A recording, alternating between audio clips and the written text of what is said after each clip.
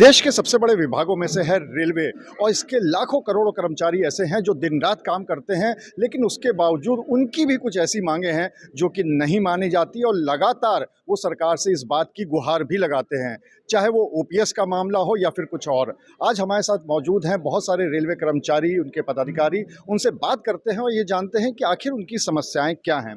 सबसे पहले आपसे जानना चाहेंगे, सबसे बड़ी एक तो ओपीएस की समस्या आप लोगों की बहुत बड़ी है, उसके अलावा क्या है? लेकिन समस्याओं का तो अब अंबार लग गया है। हमारी सेफ्टी कैटेगरी में भी लाखों वैकेंसीज़ हैं, उन वैकेंसीज़ को भरा नहीं जा रहा।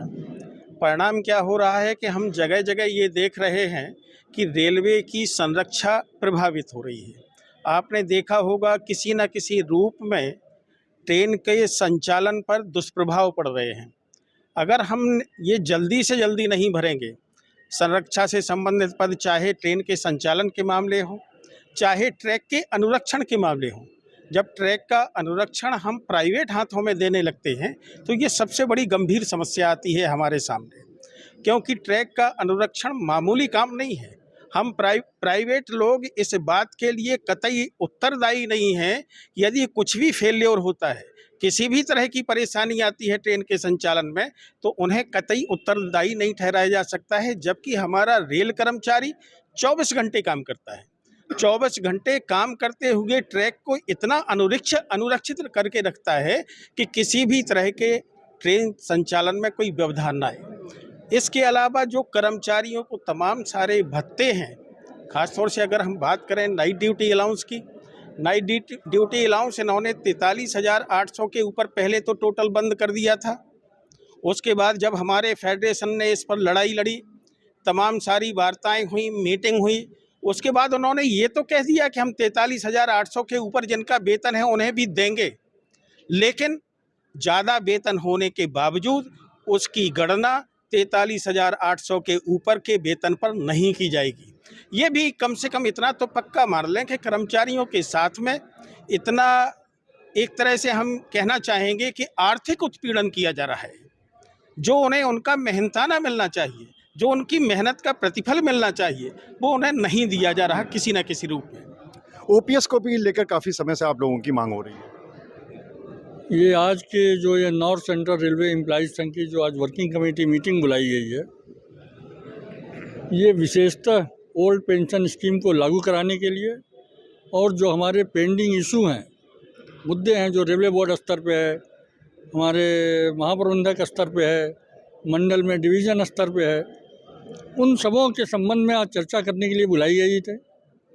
आज जो है, जो हम लोगों ने अपने नई पेंशन स्कीम को रद्द कराने के लिए जो ओल्ड पेंशन स्कीम को लागू किया जाना है, उसके लिए जो हमने स्ट्राइक बैलेट कराया था, उसमें जो कर्मचारियों ने अपनी राय दिया है, वो लगभग 98.7% के आसपास कर्मचारी जो है आज हड़ताल के पक्ष में हैं। लगातार हम लोग इसका विरोध कर रहे हैं। हमारी फेडरेशन NFIR है, उसने और NCRES ने लगातार 2004 से इसके लिए संघर्ष किया। अभी हमारे जो NCRES के अध्यक्ष महोदय हैं, उन्होंने भी बताया नाइट ड्यूटी अलाउंस के बारे में। और भी इशूज़ हैं जिसके संबंध में कि हमारा संघर्ष चल रहा है। अभी हमारे ऑफिस बियर्स की मीटिंग हुई, उसमें हम लोगों ने ये तय किया है कि अब ये स्ट्राइक बैलेट का परिणाम आने के बाद, अभी हम लोग जनवरी के पहले सप्ताह के बाद 24 घंटे के उपवास का कार्यक्रम चलाएंगे, जो 4-5 दिनों तक अनवरत चलेगा। उसके बाद फिर ब्रांचों में हम जनसंपर्क का अभियान चलाएंगे। जो हड़ताल की स्थिति बन रही है, उस संबंध में भी 30 जनवरी को अभी हमारी जो फेडरेशन है NFIR, उसने वर्किंग कमेटी बुलाया है दिल्ली में, उस पर चर्चा होगी। कई ऐसे इश्यूज़ हैं, जैसे कि हमारे पॉइंट्समैन का एक इशू है जिस पर NFIR ने अपने PNM आइटम के माध्यम से निर्णय कराया कि उनको 2400 और 2800 का नया ग्रेड पे मिलेगा, लेकिन उसको सरकार ने भेज दिया अभी फाइनेंस मिनिस्ट्री के पास। उसका अभी तक कोई प्रपोजल स्वीकार नहीं हुआ, जबकि रेलवे बोर्ड पर उस पर सहमत हुए काफ़ी दिन हो गए। उसी तरह जो हमारा 7th पे कमीशन था, जिसने अपनी रिपोर्ट में लिखा है कि कोई ज़रूरी नहीं है कि प्रत्येक 10 साल में वेतन का संशोधन किया जाएगा या पे कमीशन बैठेगा। सरकार उसको बिना किसी कार्य सीमा के, बिना किसी कार्यकाल सीमा के उसको रिवाइज कर सकती है। जो एक्यूरेट फार्मूला है जिसके आधार पर कि 7th पे कमीशन ने न्यूनतम वेतन 18,000 रुपये निर्धारित किया था, उस हिसाब से भी आज जो जुलाई के महीने में 2023 में कर्मचारियों का वेतन 32,500 होना चाहिए, लेकिन हमको मिल रहा है मुश्किल से 26,000, उसमें भी 7-8 हज़ार का अंतर है। इसकी भी हमारी मांग है। इस तरह और हमारी बहुत सारी मांग है। कई सारी मांगे हैं जिनको लेकर लगातार आप सरकार से भी मांग कर रहे हैं। अगर सरकार, देखिए सरकार ने एक तरह से साफ कर दिया है कि वो ओपीएस को फिर से नहीं लाने वाली, अगर नहीं आती है तो क्या करेंगे? आज के इस वर्किंग कमेटी मीटिंग में एनएफआईआर के संयुक्त महामंत्री, एनसीआरईएस के महामंत्री आदरणीय आरपी सिंह साहब मौजूद हैं। एनसीआरईएस के केंद्रीय अध्यक्ष श्री बीजी गौतम साहब यहाँ पे मौजूद हैं। आप उसके बारे में बताइए, अगर ओपीएस नहीं होता। आपको बता रहा हूँ, और उसी पे निर्णय लेने के लिए यहाँ पे आज की मीटिंग हो रही है। ओपीएस लागू करने के लिए नए जो भी हमारे युवा साथी हैं बिल्कुल मचल रहे हैं आंदोलन के लिए। जैसा कि महामंत्री जी ने अपने उद्बोधन में बताया कि 98% से ऊपर लोग हड़ताल के पक्ष में हैं, ओपीएस बहाली चाहते हैं। इसके मद्देनज़र आज ये निर्णय लेने का वक्त है। इसके बाद महामंत्री जी ने बताया कि एनएफआईआर की मीटिंग है 30 तारीख को नई दिल्ली में, तो एनएफआईआर एनसीआरईएस एक निर्णय लेकर के आगे की रूपरेखा तैयार कर रही है और आंदोलन ये बड़े स्तर पे होगा। निश्चित कुछ और भी समस्याएं हैं, खासकर जो महिला कर्मचारी हैं उनको लेके भी समस्याएं हैं, उसमें क्या मांग है?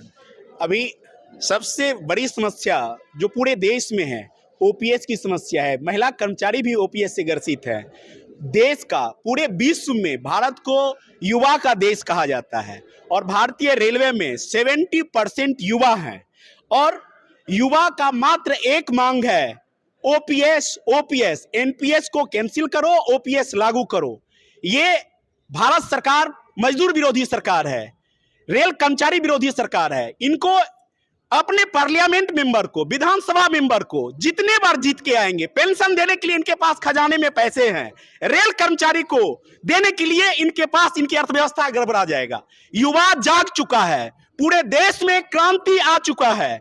जब तक सिर्फ एक डिमांड है हम लोगों का, निर्णय हमारे महामंत्री जी ले चुके हैं, उनके निर्देशन में हम प्रयागराज मंडल के 32,000 एम्प्लॉय के मंडल मंत्री हैं। हम लोग निर्णय ले चुके हैं, पूरे जोन में प्रयागराज मंडल हो, आगरा मंडल हो या झांसी मंडल हो, सभी जगह ये निर्णय ले चुके हैं कि ओपीएस लेके रहेंगे। मात्र ओपीएस हम लोगों का डिमांड है। इसके लिए जो भी करना पड़ेगा, रेल का चक्का जाम करना पड़ेगा। हमारे जो महामंत्री आरपी सिंह हैं, ये पूरे भारत भर संयुक्त महामंत्री एनएफआईआर के हैं। पूरे देश में रेल का चक्का इनके निर्देशन में जाम होगा और ओपीएस कोई खैरात नहीं इनसे मांग रहे हैं, हम अपना अधिकार मांग रहे हैं। सभी युवा जाग चुका है और अधिकार लेके रहेंगे और सभी जगह, सभी स्टेशन पर, चाहे जहां जो गाड़ी है वही खड़ी होगी। हम लोग भूख हड़ताल करेंगे, चाहे हम लोग को प्राण की आहुति देना पड़ेगा, आहुति देंगे और अपना अधिकार लेके रहेंगे। एनसीआरईएस जिंदाबाद, महामंत्री आरपी सिंह जिंदाबाद, युवा जिंदाबाद।